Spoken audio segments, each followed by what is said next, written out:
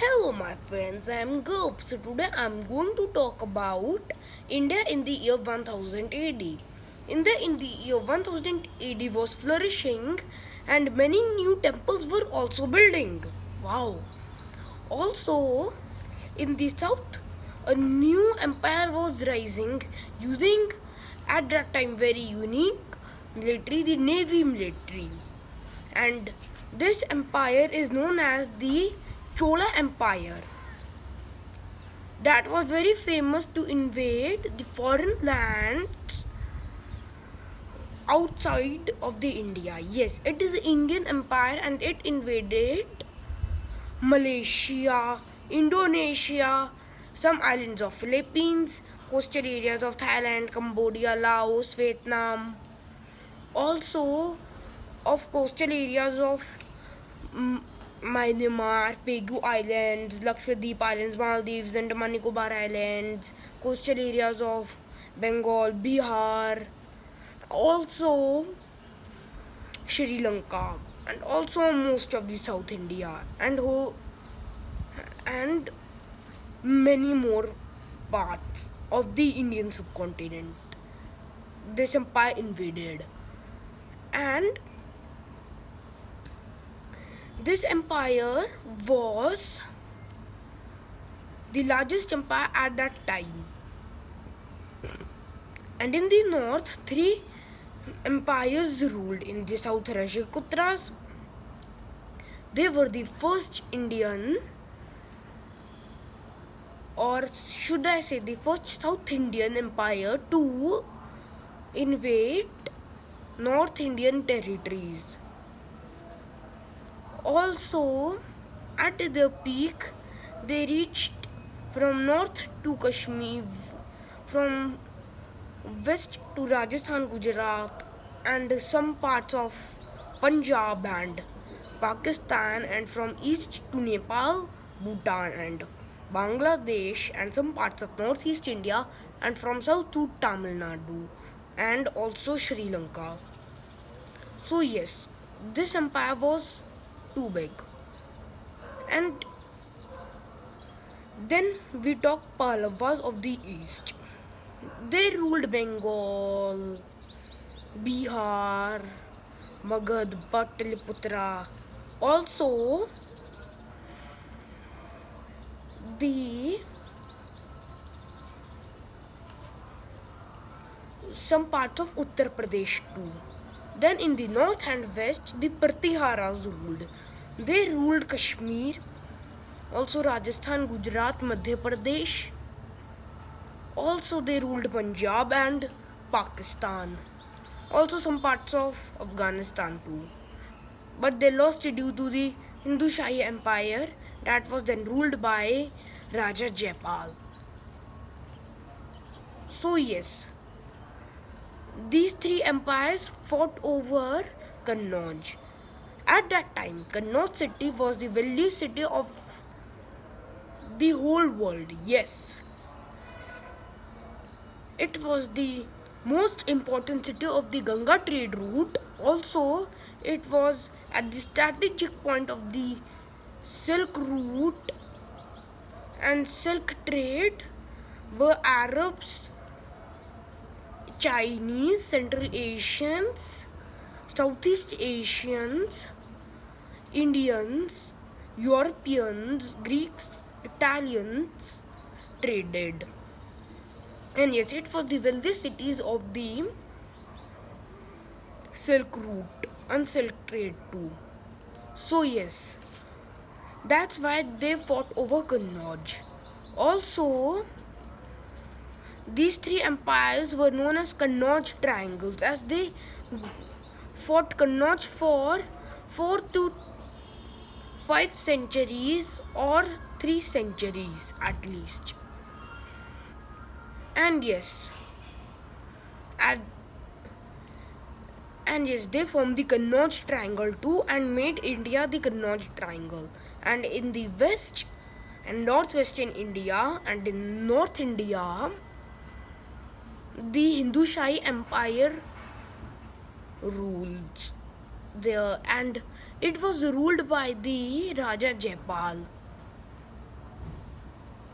of the Hindu Shahi Empire. He is the greatest Indian empire, stretching his territory from the west to Afghanistan, from the east to India, central to the Pakistan, north to the Tajikistan, Kashmir, and Uzbekistan, and some parts of Iran too. So yes. So let's talk about the Mahmud of Ghazni, who looted India 17 times, destroyed the famous Somnath temple 17 times, and also plundered it 17 times. So yes, let's talk about him. Mahmud of Ghazni was the ruler of Ghaznavid Empire. Actually, his father made the Ghaznavid Empire when the Samanid Empire collapsed. And yes, when his father died, the Mahmud of Ghazni became the ruler of the Ghaznavid Empire. And the Ghaznavid Empire were the Turkic, Persian, Arabic people who ruled now modern day Afghanistan, eastern Iran, central Asia's southern areas like Turkmenistan, Uzbekistan, Tajikistan, and Kyrgyzstan, and some parts of China. Also, some areas of Pakistan, mainly western Pakistan and Kashmir. So, yes, they ruled this much area. So, the ruler, the Mahmud of Ghazni, was the greatest. But he first invaded some territories of Iran and Central Asia, and invaded some Turkic empires too. And then he invaded some Afghan areas that were ruled by some small kingdoms. Then he invaded the Raja Jaipal's Hindu Shahi Empire and defeating him in his many battles, and then killing him, and then